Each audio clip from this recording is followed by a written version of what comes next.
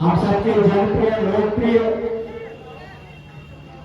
मिर्जापुर जनपद के लिए सड़क से लेकर संसद तक में अपनी आवाज बुलंद करने वाली, मिर्जापुर के चतुर्दिक विकास की सोच रखने वाली, मिर्जापुर के संपूर्ण विकास में चारों तरफ अगर हम दौड़ाकर ध्यान देखेंगे तो चाहे अस्पताल हो, चाहे मेडिकल कॉलेज हो, चाहे इंजीनियरिंग विद्यालय हो, चाहे सड़कों का काम हो गांव से लेकर के मुख्य सड़कें तक, चाहे वह चौराहों पर लाइट की बात हो, जहां तक हम नजर दौड़ाते हैं तो आपके 10 वर्ष के कार्यकाल में, जो पूरा अभी 10 वर्ष नहीं हुआ है, चारों तरफ आपने चतुर्दिक विकास आपने किया है, जिसके कारण हम सब लोग इस संपूर्ण क्षेत्र की जनता आपको मानते हैं, सम्मान देती है और आपका स्वागत करती है।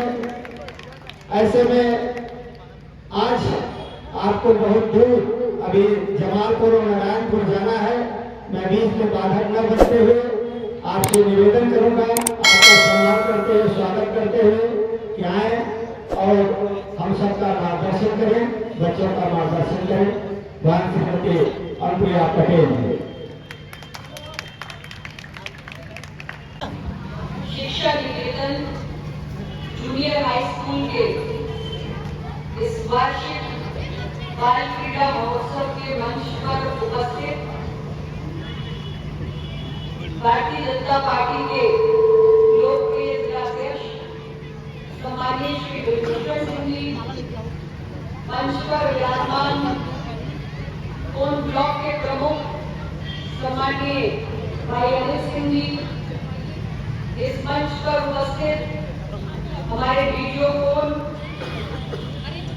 और मंच पर उपस्थित इस विद्यालय की प्रबंधक श्रीमती ममता मिश्रा जी, सम्माननीय श्री उमेश चंद तिवारी जी, सम्माननीय श्री रामधनी सिंह जी, सम्माननीय श्री सूर्यबली उपाध्याय जी, मंच पर उपस्थित ग्राम प्रधान श्री ओम प्रकाश दुबे जी, मंडल अध्यक्ष श्री दीपक सिंह जी, श्री नवीन कुमार उपाध्याय जी प्रधानाचार्य, श्री विजय चंद्र केसरी जी, हमारे अपना दल के जोन अध्यक्ष श्री रतन सिंह जी, श्री राजकुमार पटेल, श्री रायचंद दुबे, संचालन कर रहे श्री राजनाथ चौबे जी, श्री रमेश ओझा, श्री उमाशंकर सोनी, श्री मनीष सिंह, श्रीमती अर्चना स्वर्णकार,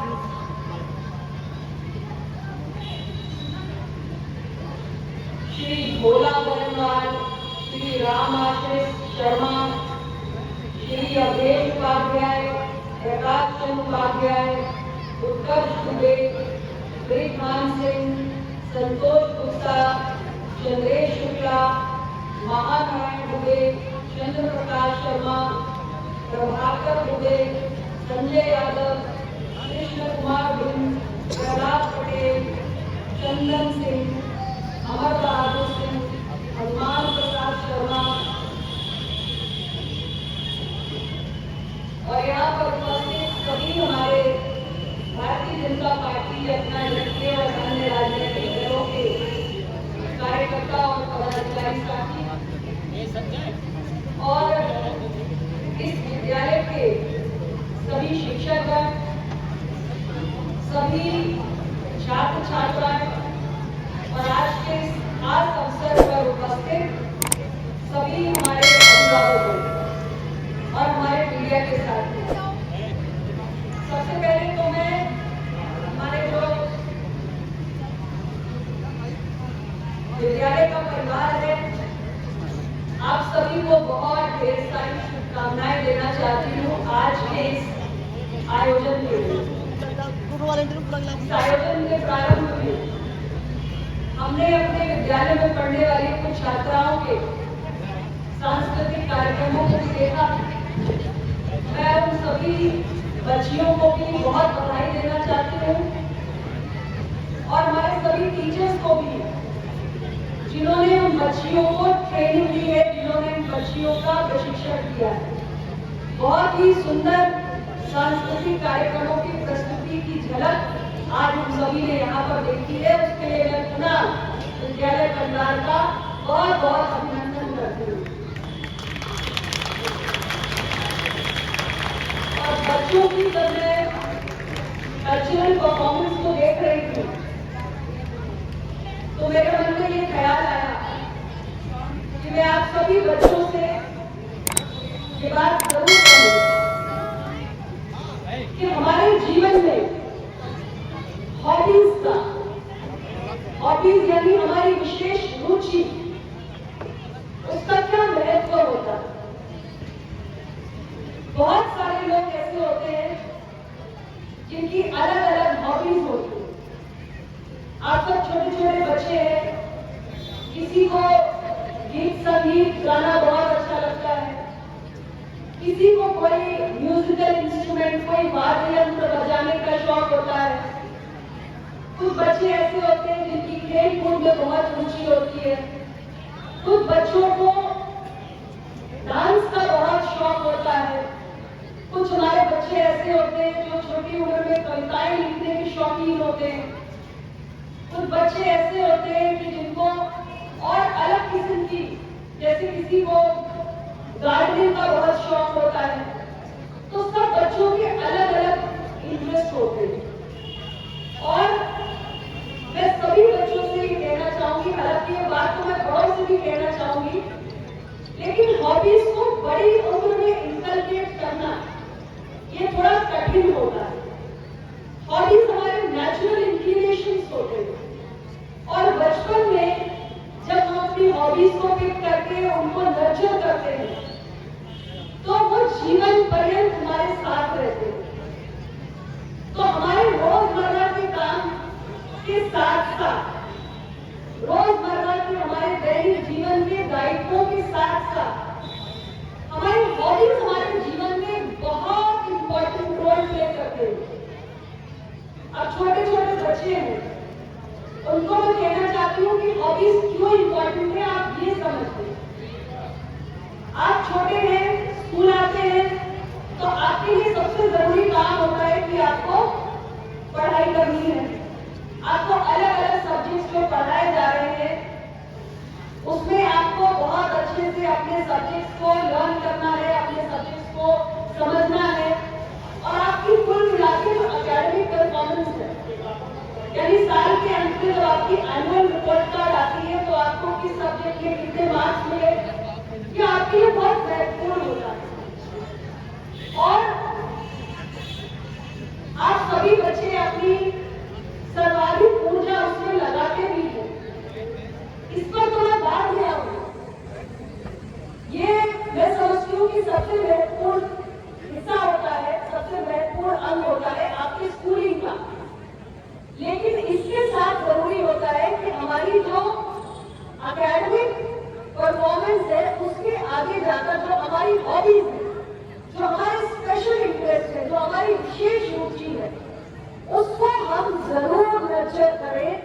क्योंकि जो हमारी हॉबीज होती है, जैसे मैंने बताया कि किसी को गाना गाने का बहुत शौक है, किसी को कोई स्पोर्ट्स में बहुत इंटरेस्ट आता है, किसी को नाचने का बहुत शौक है, किसी को कोई म्यूजिकल इंस्ट्रूमेंट बजाने का शौक है, किसी को कुछ राइटिंग का, कविताएं लिखने का, स्टोरीज लिखने का, कुछ बच्चे बहुत अच्छी अच्छी कहानियां भी लिखते हैं छोटी उम्र में, ये सब करने का शौक है। तो ये ऐसी एक्टिविटीज होती है जो हमारे रोज के जीवन में एक सबसे बड़े स्ट्रेस बस्टर का काम करती है। आजकल के जीवन में क्या है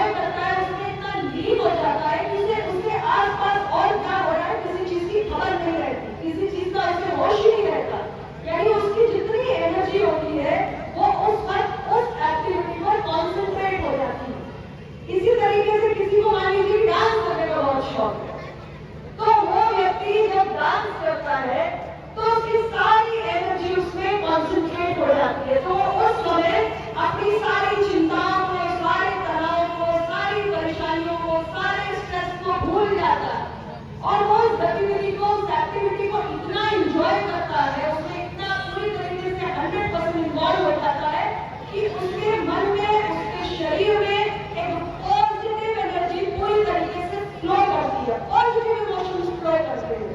और हमारे हेल्दी रहने के लिए, हमारे स्वस्थ रहने के लिए, और स्वस्थ रहने की परिभाषा सिर्फ हमारी फिजिकल फिटनेस से नहीं है कि हम रोग मुक्त हैं इसलिए हम स्वस्थ हैं, नहीं, केवल हमारा शरीर स्वस्थ है ये काफी नहीं होता। Health is a state of complete wellbeing. तो स्वस्थ रहने के लिए जरूरी होता है कि हम इमोशनली भी हेल्दी हो, हम मेंटली भी हेल्दी हो और हम फिजिकली भी हेल्दी हो। तो ये जो हॉबीज की मैंने बात की, ये जो हम शौक जिसे कहते हैं, हमारे स्पेशल रुचि जो होती है, ये हमें इमोशनल, मेंटल और फिजिकल तीनों किस्म की फिटनेस देने का काम करती है। इसलिए मैं सभी बच्चों से कहना चाहूंगी कि जिनकी कोई हॉबीज है, वो अपनी हॉबीज को कभी भी जीवन में उसे इग्नोर न करें, बल्कि अपनी हॉबीज के लिए वो कुछ न कुछ समय हमेशा निकाले, अपनी हॉबीज को हमेशा नर्चर करें, क्योंकि जीवन इतना बड़ा है और इतना कठिन है और इतना चुनौतीपूर्ण है कि उसमें आपके पास कोई एक ऐसी आपकी धरोहर जरूर होनी चाहिए जो आपको हमेशा खुशनुमा रखे, हमेशा आपको सकारात्मक ऊर्जा से भरपूर रखे, हमेशा आपका आत्मविश्वास बढ़ाए और हमेशा आपको एनर्जेटिक रखे। तो इसके लिए जिन बच्चों की हॉबीज है उसको आप रेगुलरली नर्चर करिए। नर्चर करिए मतलब उस एक्टिविटी में आप रेगुलरली अपने आप को इन्वॉल्व करिए, उसके लिए आप हमेशा समय निकालिए और उसमें और पारंगत होने की और बेहतर होने की आप कोशिश करिए। और जिन बच्चों की हॉबीज राइट एज, यही सही समय है जब आपको अपनी कोई न कोई हॉबीज इंटरप्रेट करनी चाहिए। बहुत बार हम अपनी हॉबीज को कॉन्शियसली पहचान सकते हैं, अलग अलग किस्म की एक्टिविटीज को हम ट्राई करें और कोई ना कोई ऐसी एक्टिविटी जरूर होगी जिसमें हमें इंटरेस्ट जगेगा, जिसमें हमें रुचि पैदा होगी, तो उसे हम जरूर इंटरप्रेट करें। ये मैं सभी बच्चों से कहना चाहती हूँ। और दूसरी बात, मैं यहाँ पर जो आज बच्चे हमारे इस बाल क्रीड़ा महोत्सव में, मुझे लगता है अलग अलग किस्म के स्पोर्ट्स एक्टिविटीज में आप सब लोग पार्टिसिपेट करेंगे। हम लोग यहाँ सारा समय तो नहीं रहेंगे, लेकिन मुझे पूरा विश्वास है बच्चे बहुत अच्छा प्रदर्शन करेंगे। और अभी जिला अध्यक्ष भाजपा कितनी अच्छी बात कह रहे थे कि स्पोर्ट्स एक ऐसी चीज है जिसमें हारने वाले का भी सम्मान होता है। This is such a big thing. यानी आप सोचिए कि हमारी भारत की क्रिकेट टीम गई वर्ल्ड कप में खेलने के लिए और वो वर्ल्ड कप नहीं जीत पाई, लेकिन हमारे खिलाड़ी इतना बेहतर, उन्होंने इतना प्रदर्शन किया कि पूरा देश, हमारे इंडिया की टीम वर्ल्ड कप नहीं जीत पाई, लेकिन पूरा देश फिर भी गौरवान्वित हो रहा था। और पूरा देश हमारे जो इंडिया की टीम है उसके ऊपर फर्क कर रहा था, यानी उसको जीता भी नहीं उस कॉम्पिटिशन को, लेकिन फिर भी हमारी टीम का सम्मान था। क्योंकि स्पोर्ट्स में जब आप किसी भी एक्टिविटी में पार्टिसिपेट करते हैं तो ये आपके अंदर बहुत सारे ऐसे गुणों को इंकलकेट करता है, ऐसे गुण आपके अंदर विकसित होते हैं जो आपके व्यक्तित्व को और बेहतर बनाते हैं। स्पोर्ट्स आपको डिसिप्लिन सिखाते हैं, स्पोर्ट्स आपको फिटनेस तो देते ही है, लेकिन स्पोर्ट्स आपको पॉजिटिव माइंडसेट भी देते हैं। स्पोर्ट्स आपको आपके टारगेट पे फोकस करना भी सिखाते हैं, जो एक बहुत बड़ी चीज होती है। अभी तो आप छोटे हैं, स्कूल में हैं, जब आप स्कूल से बाहर निकलेंगे, कॉलेज की पढ़ाई पूरी करेंगे, उसके बाद असली जीवन में आपका प्रवेश होगा। तब आपको अपनी सारी जिम्मेदारियां, सारे चैलेंजेस का सामना खुद करना पड़ेगा। यानी हर वक्त माता पिता आपको प्रोटेक्ट करने के लिए नहीं होगी, तो बहुत सारी समस्याओं का जब आप एक्चुअल सोशल वर्ल्ड में बाहर निकलेंगे तो बहुत सारी कठिनाइयों का सामना आपको स्वयं करना पड़ेगा। उस समय आज जो ये आप खेल कूद की गतिविधियों में पार्टिसिपेट कर रहे हैं, आपको एहसास भी नहीं है कि जो क्वालिटीज आपके अंदर आज स्पोर्ट्स एक्टिविटीज के कारण डेवलप हो रही है, वो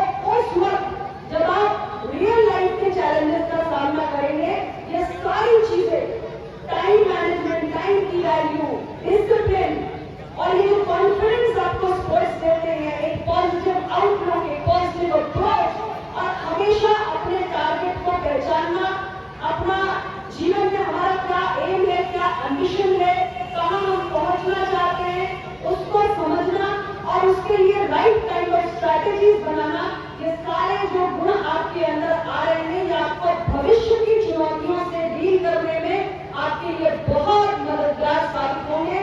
इसलिए मैं और ज्यादा कुछ ना कहते हुए बच्चों से यही कहूंगी कि दो ही बातें हैं, एक अपनी हॉबीज को इनकलकेट करते रहिए, उनको नर्चर करते रहिए, और दूसरा स्पोर्ट्स में हर किसी को पार्टिसिपेट करना चाहिए। वैसे तो खेलने की कोई उम्र नहीं होती, किसी भी उम्र में किसी भी किस्म के स्पोर्ट्स एक्टिविटी को आप अपनाकर अपने जीवन में आगे आप अपने आप को फिट कर सकते हैं।